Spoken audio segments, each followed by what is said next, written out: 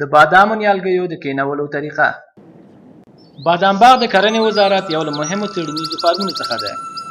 په نوموړي فارم کې ډېر له پخوا څخه د بادامو نیالګي موجود وو، نو ځکه ورته بادام باغ وایي.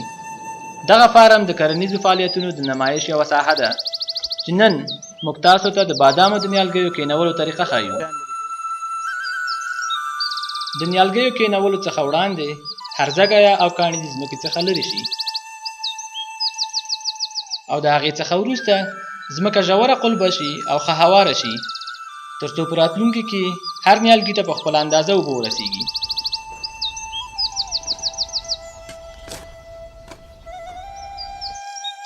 د کندې ویستلو په وخت کې ځمکه باید وتره وي.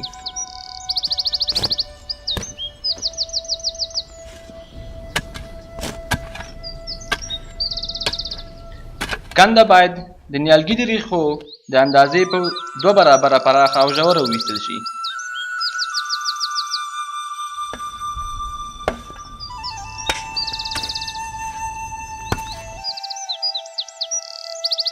کنده باید بیرته تر نیمایي پورې ډکه شي تر څو نیالګی ډېر ژور ښخ نه شي، او د ډکولو څخه وروسته په کنده کې اچول شوې خاوره باید ښه تخته کړی شي.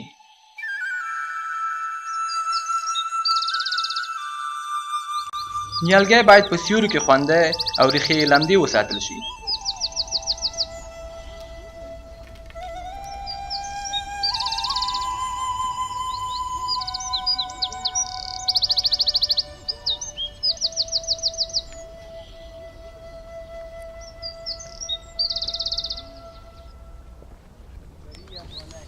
نیالګی باید په هغه اندازه ښخ کړی شي په کومه اندازه چې په قوریه کې ښخ و.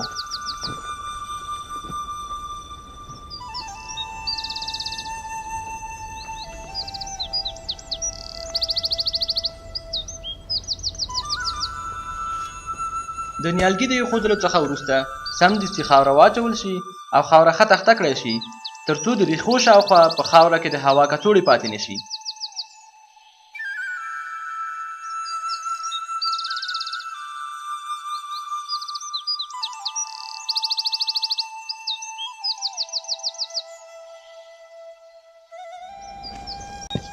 نیالګي ته د خاورو اچولو او ښه تخته کولو وروسته د اوبو لپاره ځای جوړ شي.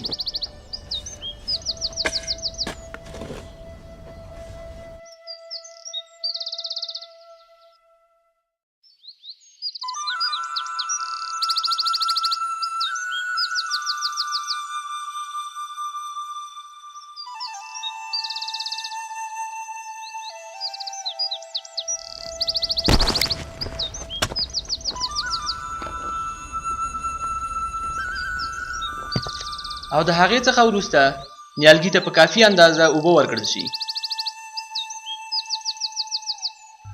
په لومړي ځل نیالګی زیاتو اوبو ته ضرورت لري.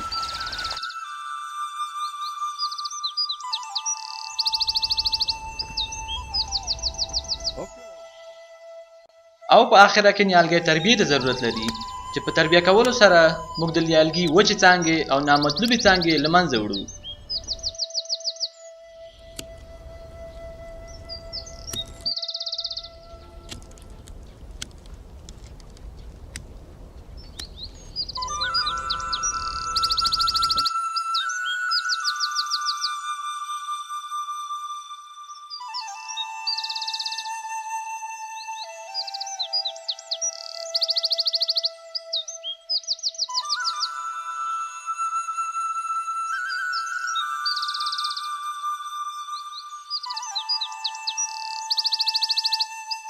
د کینولو څخه وروسته ځمکه باید لمده وساتل شي، هرزه واښه په وخت سره کنټرول شي او همدارنګه په منظم ډول د ضرورت وړ سره ورکړل شي.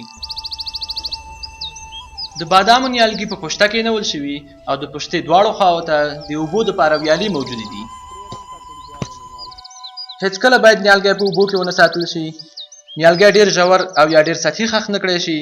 د کینولو په وخت کې د نیالګي ریښې پورته کږې نه شي.